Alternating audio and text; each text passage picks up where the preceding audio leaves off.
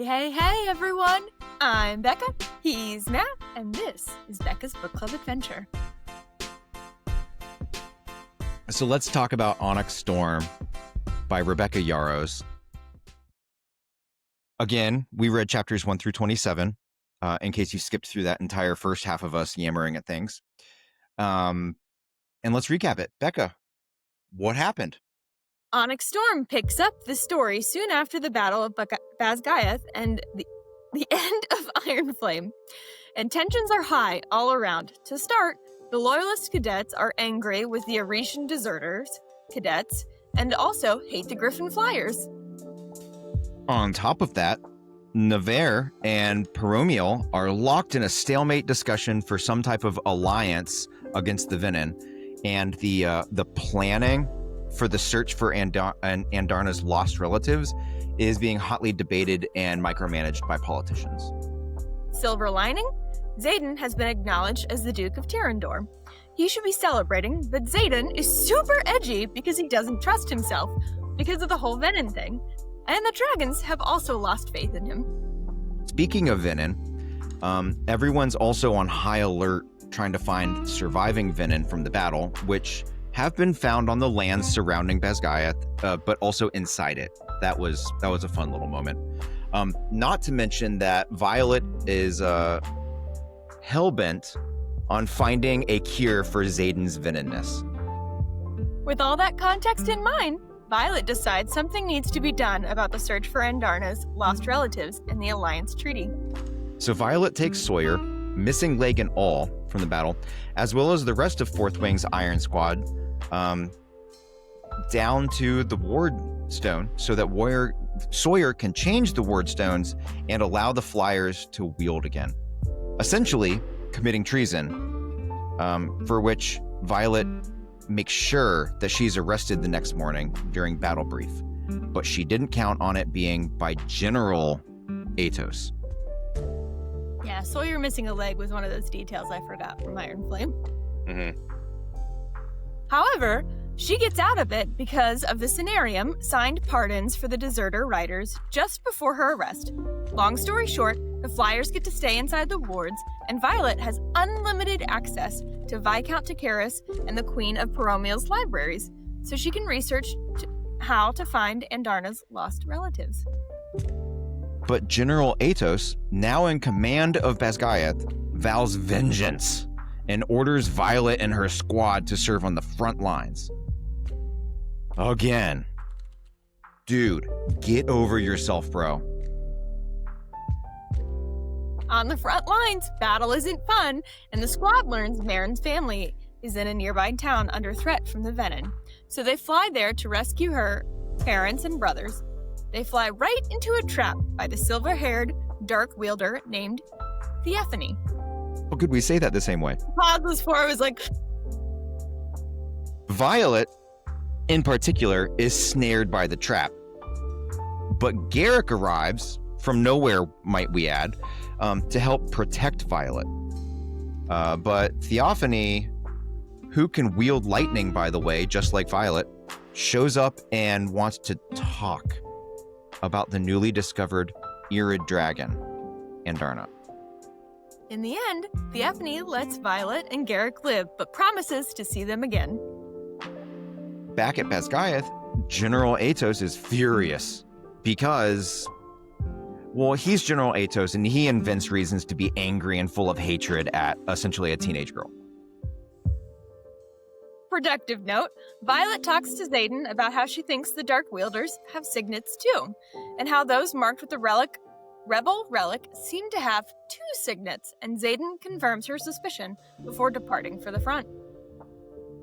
Without Xaden or politics to fill her time, Violet resumes classes and planning on how to find Andarna's kind, and looking for a Venin cure. That last one leads her to begin asking Jack Barlow questions and to resume research with Jesinia in the archives, which is so much easier now since Jesinia is dedicated to the only endeavor after the Navarian scribes kicked her out for her chosen path of study because she deserted Arisha. One rock remains unturned, though. Jacinia doesn't have access to Violet's father's research. Xaden, meanwhile, struggles to maintain control of himself while on the front and outside the wards, and it's just too much for him to handle, and he ends up slipping once or twice. But he finds a solution for it, one that will keep him firmly inside the wards. He becomes the professor of Signet Sparring at Basgiath. Little problem, though. Relationships between cadets and professors are forbidden by the Codex. At Basgiath, Grady, the man in charge of the quest squad, continues inanely planning how to find Andarna's family. And Xaden's Signet Sparring class starts to heat up. And then, one weekend, General Atos goes out of town, allowing Dane to steal Violet's father's final research, and he slips it to Violet. But here's the catch. It's locked. Openable only with the right word, and Violet doesn't have the key. One day, during Signet Sparring class, Prince Holden, who is Eric's brother, by the way, appears with a letter to Violet from Count Takaris. He has secured a visit with the King of Devarelli for the low cost of the citrine of Anka. All, of course, to help Violet's quest for Andarna's kind. And of course, Halden is there to stir the pot of Violet's love life. But something he says about the dragons being a writer's first love hits home, and it's the clue Violet needs to unlock her father's research. In it, she finds a letter from her father to her in which he advises her to find a specific merchant in Devarelli, which is just like super convenient given Count Takaris' plan. Halden throws his royal raid around, and after 4 days later, Violet, Xaden, Mira, Halden, and the rest of Grady's quest squad fly to Annika to retrieve the citrine. In Anka, Violet and a frightened Aura stand watch outside as Xaden, Hansen, Grady, and Myra go inside to retrieve the citrine. Myra announces that she has it, and also secretly a letter addressed to Violet from Theophany, because the Dark Wielder just seems to know what the hell they're all doing. Just as a figure opens a door outside where Violet and Aura are standing watch. Aura freaks out and sets the person on fire. Oof, it's Grady! And no one could put the fire out as they watch it begin spreading through the city. Their dragons began flying to evacuate them just as Wyvern appear at the feeling of magic. Everyone makes a harrowing escape.